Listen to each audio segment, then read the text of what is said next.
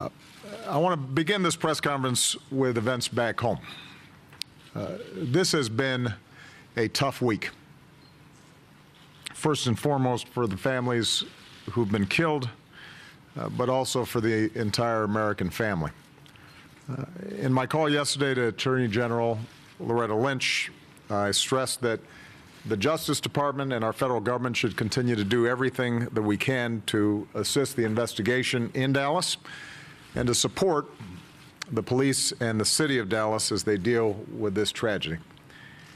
In my call to Chief Brown, I commended him for showing outstanding leadership during an extremely challenging time and asked him to convey to all the officers and their families how the American people are grieving with them and that we stand with them. I'll have the opportunity to convey our condolences and show our solidarity when I visit Dallas in a few days.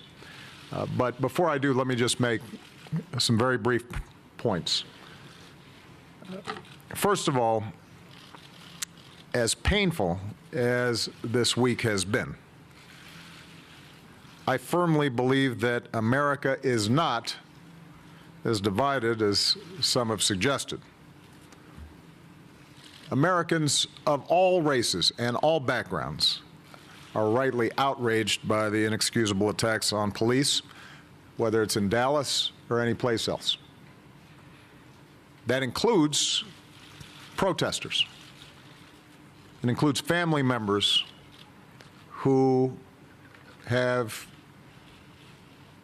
grave concerns about police conduct, and they've said that this is unacceptable. There's no division there. And Americans of all races and all backgrounds are also rightly saddened and angered about the deaths of Alton Sterling and Philando Castile and about the larger persistent problem of African Americans and Latinos being treated differently in our criminal justice system. So there is sorrow, there is anger, there is confusion about next steps, but there's unity in recognizing that this is not how we want our communities to operate. This is not who we want to be as Americans.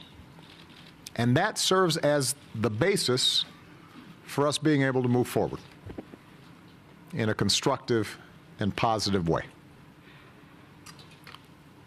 So we cannot let the actions of a few define all of us. The demented individual who carried out those attacks in Dallas, he's no more representative of African Americans than the shooter in Charleston was representative of white Americans, or the shooter in Orlando or San Bernardino were representative of Muslim Americans. They don't speak for us. That's not who we are.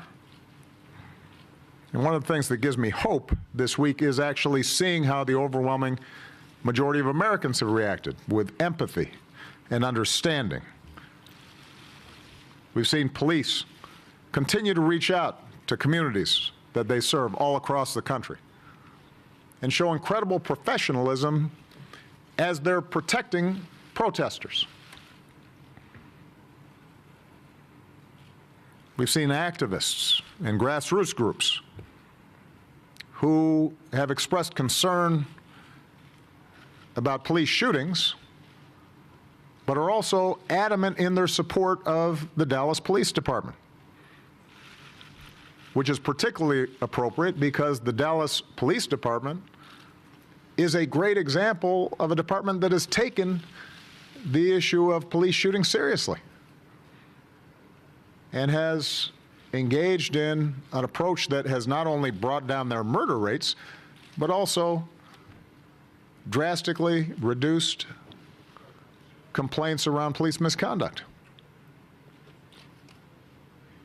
That's the spirit that we all need to embrace. That's the spirit that I want to build on.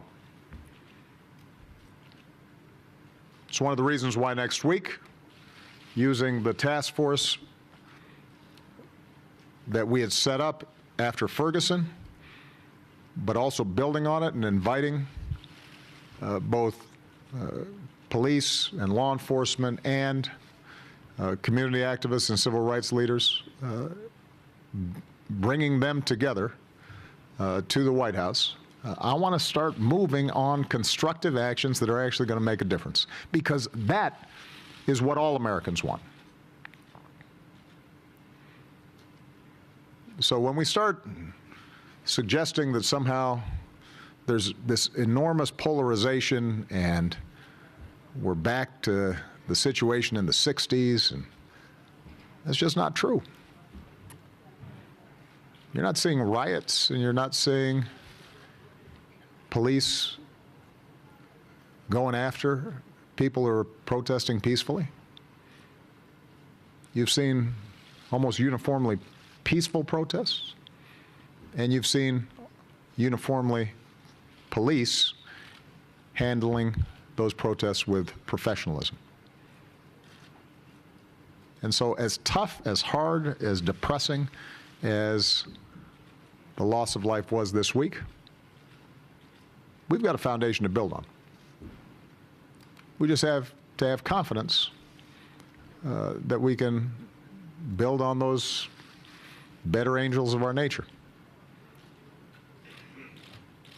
And we have to make sure that all of us step back, do some reflection, and make sure that the rhetoric that we engage in is constructive and not destructive. That we're not painting anybody with an overly broad brush. That we're not constantly thinking the worst in other people rather than the best. If we do that, then I'm confident that we will continue to make progress.